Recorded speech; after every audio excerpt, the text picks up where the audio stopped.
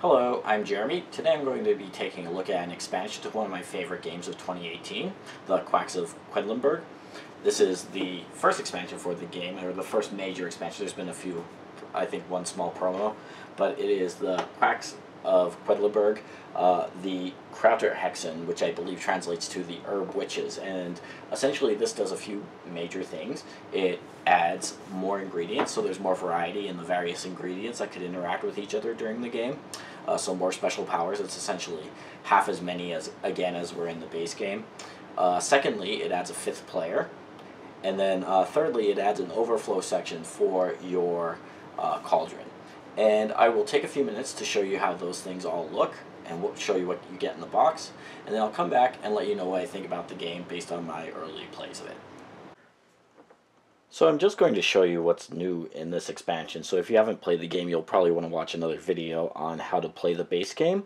I do have a video posted on there. I know other people do as well. But I'm going to focus on what's new. The first thing that the expansion includes here is a player board and components for a fifth player. One thing I'll note, and this is probably my prime complaint with the expansion, is that the printing used on this is slightly different than it is for the base game. And I had a first edition of the base game, so maybe this is less of an issue now. And maybe this doesn't especially show up on video, but you can see the colors here are slightly muted on this version of the game versus my version of the game, the original. If you compare these side by side, maybe you could see that on video, maybe not. But more importantly, this has almost a glossy finish, the original version, and this one's more of a matte finish, the new printing of that. Again, I don't know if printings of this have changed the way that these are printed, but where this does become an issue is with the chits. So the new game does come with new chits, the expansion, and these chits have that same matte finish. When if you hold them side by side with one from the base game, you probably could tell the difference if you're really looking for it, because the glossy feel of the chits is different. I don't think it's necessarily a major issue, but it is something that I know people will find fault with if they're looking to find fault with the differences in printing, especially because this is a game about pulling blindly from a bag. I don't think it's a major problem. I can't really tell the difference unless I'm like specifically looking for it, but I just thought I'd point that out.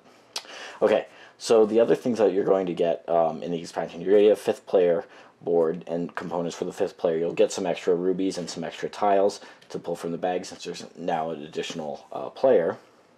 And then there'll be things that more radically change the game. First of all, whenever you're playing with the expansion, you're going to change out the book that tells you the pumpkin powers.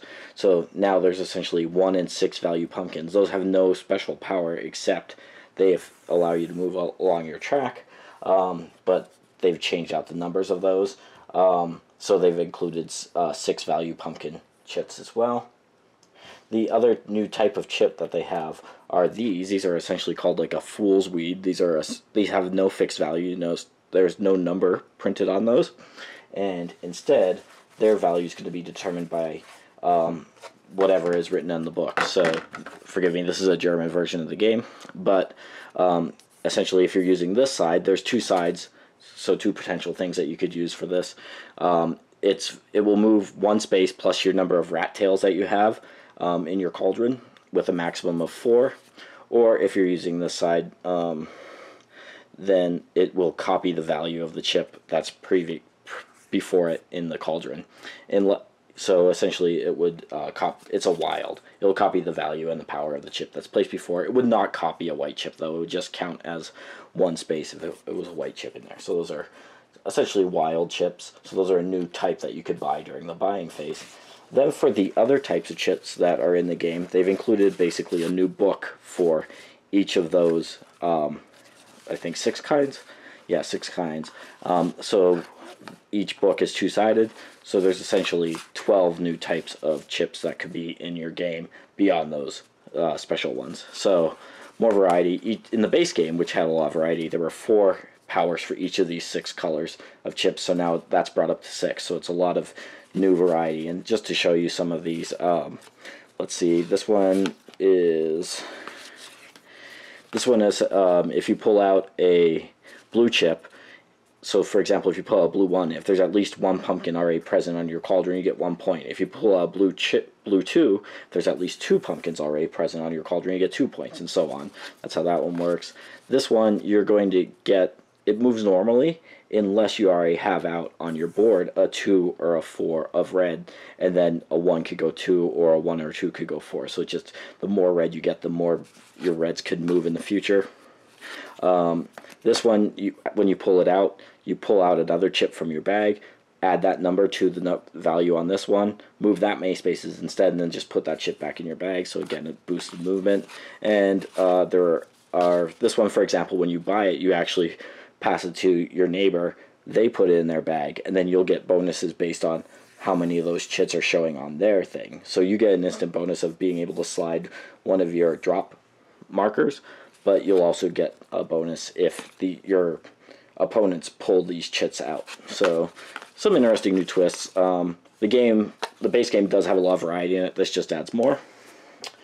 But the 2 big changes of the game are essentially tied to, 1, the witches. This is what gives the game the expansion its title.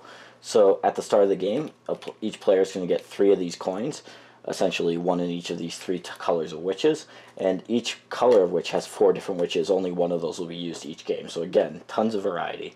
You'll take one of these out at random, give each player, like I said, 1 coin for each one. Once during each game, each player could activate each of these witches 1 time. So they just do that by spending the appropriate coin on that witch. They're activated during different rounds, have different effects. So again, tons of variety. That's, I think, the big takeaway for this expansion, just like the base game. So just to go over what these kind of do, I'll just explain a few of them.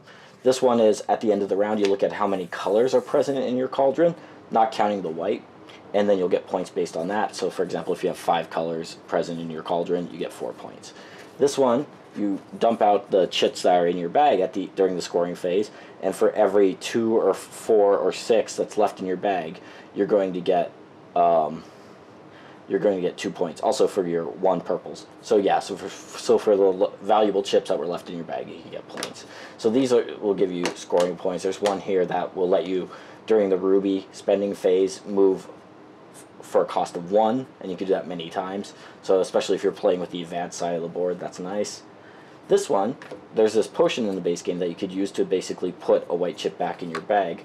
This one, once per game, you could basically, after you've exploded, use that potion if it's available by activating that witch.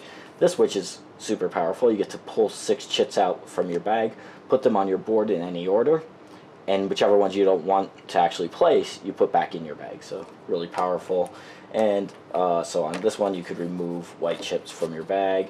This one, even if you have busted, you still could go shopping and get victory points during the scoring part of the round. So very nice things. And these all affect, these bronze witches, they all affect your buying phase. So for example, every ruby that you have in your ruby bag over here adds 2 to your buying power. You don't have to turn those rubies in, so that's nice. This one, you basically double your buying power for 1 round. So if you were like here, you would get 30 instead of 15. This one, you basically could upgrade instantly as soon as you buy it. This one, when you buy a chip, you basically could duplicate that chip. So if I bought, for example, a red 2, I just would get another red 2 right away. So those are really nice. They all will be known at the start of the game, so they don't feel particularly random. It's just a strategic question of when during the game you think you're going to maximize their use. So a really good addition, doesn't add much complexity, and it's something that's going to be able to be explained up front at the start of the game. And then the last big change to the game is this addition of this little side overflow pot that goes on the side of your cauldron here under the spoon. And each player is going to get 1 of these. There's 5 of them in the box, since it's now a 5-player game. And if ever you fill up your cauldron, so essentially you got to the end of the marker here, you would put your chit here, and you would use that, but then you could keep drawing, and essentially every chip that you add here, you'll not activate its book power, so it won't have an ongoing effect. You could still bust if you add a white chip here, but essentially is whenever you choose to stop, let's say I stopped here and I had these 2 chips in here, I would add together the value of those divided by 2 and just get that in points. So these stop giving you powers, and they don't increase your buying power, but what they do is it becomes a new opportunity to get points if you've really progressed far along this track. And with some of these new powers and some of the witch powers, it becomes more viable to get to the end of your track. It certainly is something that I've seen in the few games of this I've played so far. So between the 5th player, the new powers for the ingredients, the new witches, this overflow add-on for your cauldron, those are the big changes, and I guess the new ingredient type, that would be another change. So overall, that is what you're going to be getting with Quacksalber, the herb witches. Okay, so that is the expansion, the herb witches. And I think I'll start by saying that I think that the biggest addition of this is that it's going to add a 5th player to a game that at its core really felt much like a party game. Much of the play in this game is going to be done simultaneously, and much of it's about, you know, seeing other people press their luck and then have their potions explode. So adding a 5th player to that is just, you know, the more the merrier. I think that's a terrific addition. Even if you didn't use the other rules in this, which I'm not sure if it's possible technically to play this 5 players in the base game, you might need to still use the pumpkins in this. You know, just having the option to add that 5th player is terrific. This is a game that was crying out for more players, just because more players are more fun in this case. Doesn't really add time to add in an extra player. The second thing that the expansion adds is the witches, and I think that that's a terrific addition as well.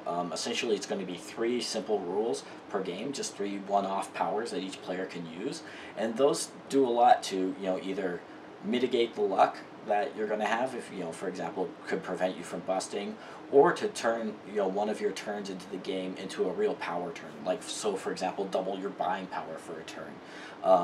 So leveraging those powers at the right time adds, you know, a slight strategic element to a game that's really largely tactical about, you know, pressing your luck, but it also makes it swingier in, I think, a good way. It's very true to the nature of this game. So having those big turns is more excitement, and, you know, having an ability to pull yourself out of a bad draw is really good. So depending on which one of those come into the game, which one of those witches come into the game, will change what your options are each game. So you could maybe push your luck more, knowing that you have a witch as a backup plan or what have you. So that is a really good addition. So the third thing that the game adds is that it adds that overflow pot, where you're going to be able to, you know, if you completely fill up your cauldron, you could start earning points beyond that. And that I'm a little bit more mixed about. I think that the game, the base game, as it was, had a slight problem where if you busted several times, you would have a hard time catching up. And again, of course, that's because you pressed your luck. But, you know, if you have really terrible draws, I feel like the catch-up mechanism in the rat tails, it didn't exactly feel like enough in most cases for me. Again, the nature of the game didn't make that a big problem. I didn't play this game for, you know, having the best strategy. I played it for fun and for just the opportunity of pressing your luck. But having the ability to fill up your cauldron and then continue to get points, to be in a position to do that, you really have to be far ahead of the crowd. I guess theoretically it could be a catch-up mechanism if a player was behind and just got really lucky with their draws, but generally I think that this addition might exacerbate the rich gets richer problem that sort of existed in this game. Again, not to a degree that that made me not like the game. It was one of my favorite games of last year. Just, I think that this pushes it even further in that direction. Let's see, some other comments. I will say that the component issue, where the printing is now matte versus glossy. Again, I brought that up just to, you know, do a public service and, you know, letting people know what they were getting. I don't think it's an issue for 90% of players or more, you know, but some people might find it to be an issue. I think you'd want to see these components in person before you might choose to buy the new edition. That being said, for what this expansion costs, it's under 20 euros. You're getting a lot in the box. You're getting essentially half as many powers again as were in the base game. You're getting an additional player, and you're getting that new dynamic of those witches. So really, you're getting a lot for your money. In no way do I feel like the printing quality is subpar on the new components. I just noticed that's different. And again, maybe the more current printings of the game do use that matte finish, and only my first edition of the German edition has that glossy finish, but it was something I almost immediately noticed, and I see how certain people could think that it might affect gameplay. Just thought that was worth raising. That aside, which again is pretty much a non-issue for me, I think by and large this is a really successful expansion. It essentially makes this more of an exciting game.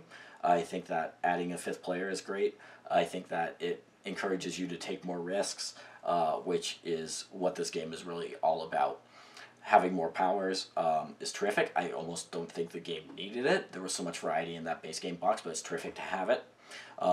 And some of those, there's some real interesting new interactions between the ingredients that are possible. There are definitely ways now to turn collecting rubies into almost an engine. So there's almost an engine building aspect possible with the ruby collection in this game, that depending on what witches come out and what ingredients are in play, that wasn't really present in the original game, and that's exciting. If there's anything more that could have added, I probably would say maybe it would have been nice to have a few more of those round to round effect cards, possibly. But generally, for a first expansion to a game that already included a lot in the box, this really exceeds my expectations. Highly recommended if you're a fan of the original. So yeah, those are my thoughts on the Quacks of Quedlinburg, the Kräuterhexen, Die Quacksalber. All right, thanks for watching.